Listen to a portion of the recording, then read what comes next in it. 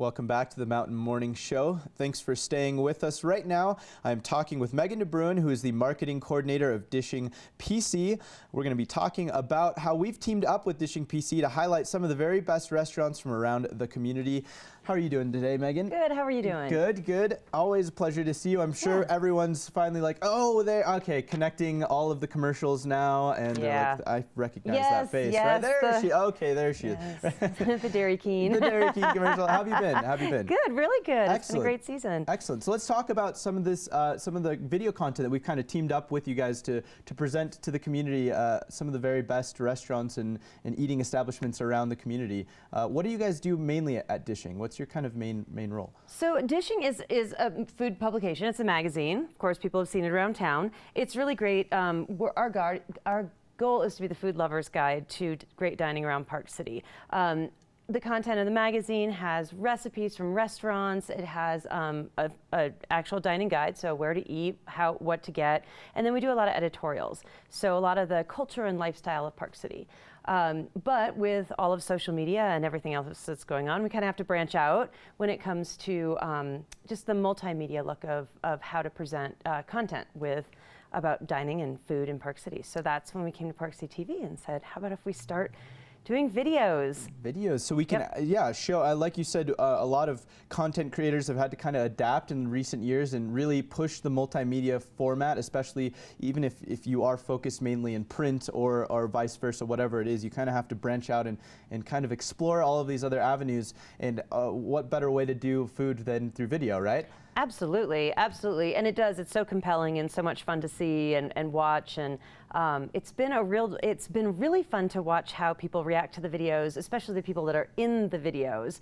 All of a sudden they get really serious and really like formal, and it's kind of nice. It's been fun, and you know, with the demographics of the younger generations really being on their phones and stuff like that, and then a little bit of the older generation. I mean, we have people that pick up Dishing because they like it. It fits in their purse. It's very walkable. It's easy to read.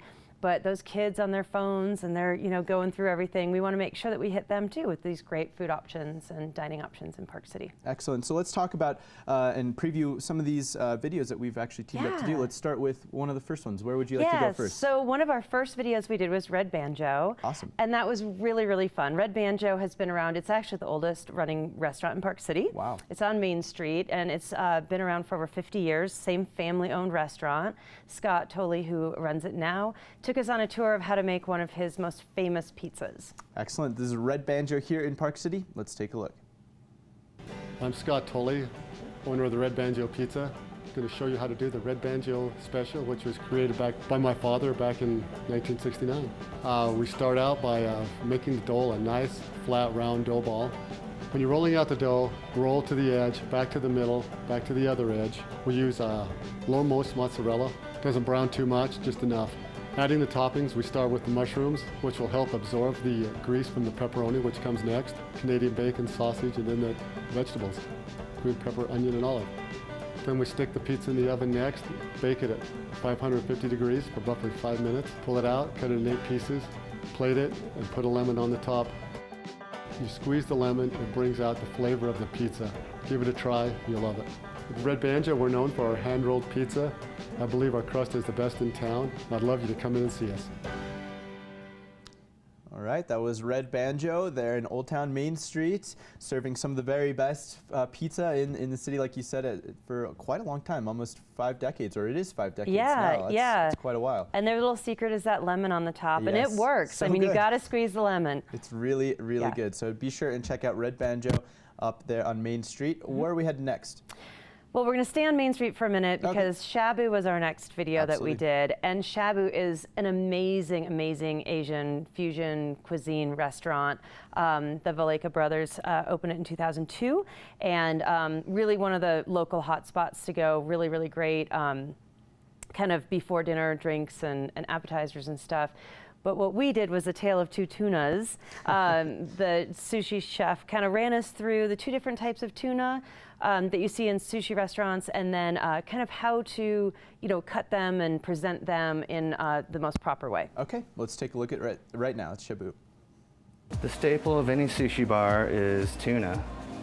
This is a yellowfin red tuna, or maguro. This is albacore tuna, called Shiramaguro white tuna, or sometimes called tombo. And basically I've quartered the loin, and now I'm just going to trim it for use at the sushi bar. The two main menu items are sashimi and then the sushi rolls. So sushi actually refers to the rice. Sashimi just refers to the raw fish itself. So here we have some of the tuna that we broke down. We'll start with just a simple downward cut. And then another way of preparing would be to do a thin cut. And that's the quickest way to get an item from the whole tuna loin that we broke down. We got to eat it.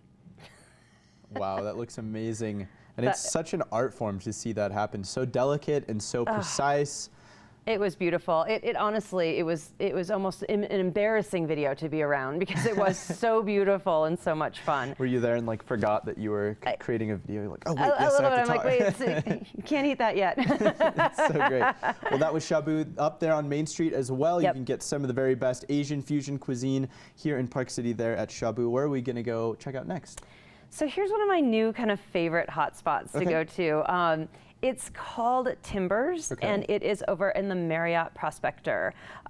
It's a really fun, really funky bar that they have open, and Ray, who is their head bartender, mixed up a bunch of really fun kind of winter drinks, very après, very kind of old school, but kind of getting back into the swing of really just sitting down and having a cocktail with girlfriends or after you ski. So that was a really fun one. And this is a really neat, really comfortable place to go if you want to just do some après and off Main and good, they've got good parking and stuff like that. A little bit different than the traditional après that you'd get on Main. So check this out. This is Timbers, yeah. right? Yep. Awesome. Let's take a look at that right now. My name is Ray Martirizar. I'm the bartender at Timbers in Park City Marriott. I'm going to teach you today how to make 3 après-ski drinks to warm you up during this winter. The first drink that I'm going to make today is a hot toddy from a local high west bourbon.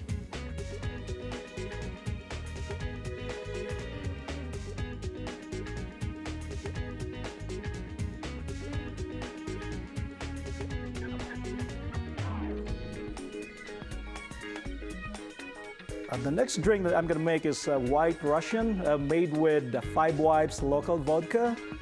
I love this drink after skiing or after dinner.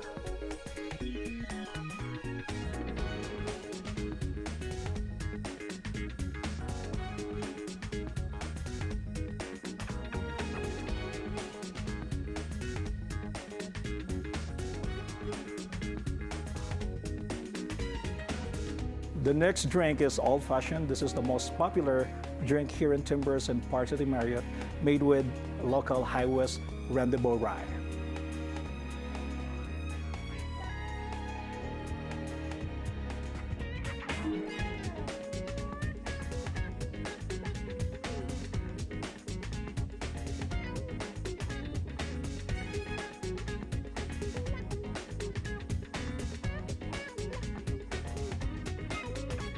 Timbers, a fun, casual place to après-ski. Cheers! All right, that was Timbers in the Marriott. Yep. Wow, great. It looks like some pretty good cocktails that you can have there. And then Director Robbie said in my ear too that it's actually some really great bar food as well, some good eats there as well.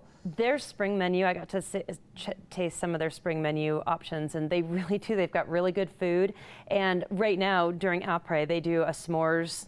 They have the s'mores setup that they do, and it's really, really fun. They've got this awesome outside bar. It's going to be a great summer spot. Perfect. I think that's going to be the hot spot for the summer. Megan, thanks for coming in and showing us all these great spots. When's the next edition of Dishing Out, and when can we expect it? Where can we find it? So Dishing will be out on the stands about the second week of June. We're working really hard on the content. We're really excited about it. It's got some really fun things in it, really great recipes from the restaurants. We're really excited. And then just keep looking forward. If you go to dishing.com, dishingpc.com. We have these videos and blogs, and we're continuing to produce more. We had a great time this last week down in Salt Lake at this distillery called Water Pocket. Cool. And learn how to distill rum. So we're working on that video right now. Awesome. Really Well, excited. Excited to see that one, Megan. Yeah. Thank you so much. Nice to see you again. Absolutely. We look forward to seeing you next time with some Yep. more great content from Dishing. Awesome. All right, excellent. We'll be right back right here on the Mountain Morning Show. This is wrapping up our first hour today, this Tuesday, March 27th. We'll be right back right at the 8 o'clock hour. We'll see you then.